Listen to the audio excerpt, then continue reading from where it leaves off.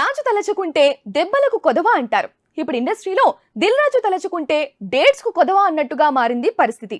Recent గా హనుమాన్ మూవీని postpone చేయించేందుకు ప్రయత్నించాడు అంటూ ఆయనపై విపరీతమైన విమర్శలు వచ్చాయి. అది సాధ్యం కాక రవితేజ ఈగల్ ను వెనక్కి నెట్టారు. అందుకు గాను ఈగల్ కు సోలో రిలీజ్ ఇస్తాం అని చెప్పారు. బట్ అదే రోజు సందీప్ కిషన్ భైరవ కోనాతో పాటు యాత్ర 2 చిత్రాలు వస్తున్నాయి. యాత్ర 2 వల్ల పెద్దగా ఇబ్బంది లేదు. బట్ సందీప్ కిషన్ మూవీతో సమస్య తప్పదు అనుకున్నారేమో, లేక ఈగల్ కి ఇచ్చిన మాట నిలబెట్టుకోవాలనుకున్నారో కానీ మొత్తంగా ఇప్పుడు సందీప్ కిషన్ సినిమాను కూడా ఈగల్ లా సెట్ చేశారంటున్నారు. మరి అదెలా అనేది చూద్దాం. ఒక సమస్యను క్లియర్ చేయాలనుకుంటే మరో సమస్య ఎదురవ్వడం అంటే ఇదే. సంక్రాంతి పోటీని తగ్గించేందుకు ఇప్పుడైన నిజాయితీకే పెద్ద పరీక్షలా మారింది.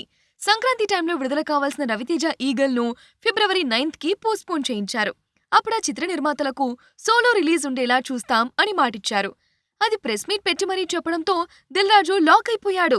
తీరా చూస్తే అప్పటికే ఆ డేట్ లో తమ చిత్రాన్ని విడుదల చేయడానికి ప్లాన్ చేసుకున్నారు ఊరి పేరు భైరవకోన నిర్మాతలు. సందీప్ కిషన్ నటించిన ఈ చిత్రం ట్రైలర్ కూడా ఆకట్టుకుంది. అయితే ఈగల్ కు మాటిస్తున్నప్పుడు వీరిని సంప్రదించలేదు. ఇటు చూస్తే ఈగల్ నిర్మాతలు సోలో రిలీజ్ కావాల్సిందే అని పట్టుపడుతున్నారు. దీంతో ఊరి పేరు భైరవకోనను వాయిదా వేయించే ప్రయత్నాలు మొదలయ్యాయి. కానీ అప్పుడు మమ్మల్ని పట్టించుకోలేదు, ఇప్పుడు మేమెందుకు తప్పుకుంటాం అని వీళ్లు మెలికపెట్టారు. అయినా రవితేజ మాటే ప్రధానమనుకున్న నిర్మాతల మండలి ఊరి పేరు భైరవకోన నిర్మాతలకు ఓ ఆప్షన్ ఇచ్చారు. వీరికి సోలో డేట్ ఉండేలా చూస్తాం అనేదే ఆ ఆప్షన్.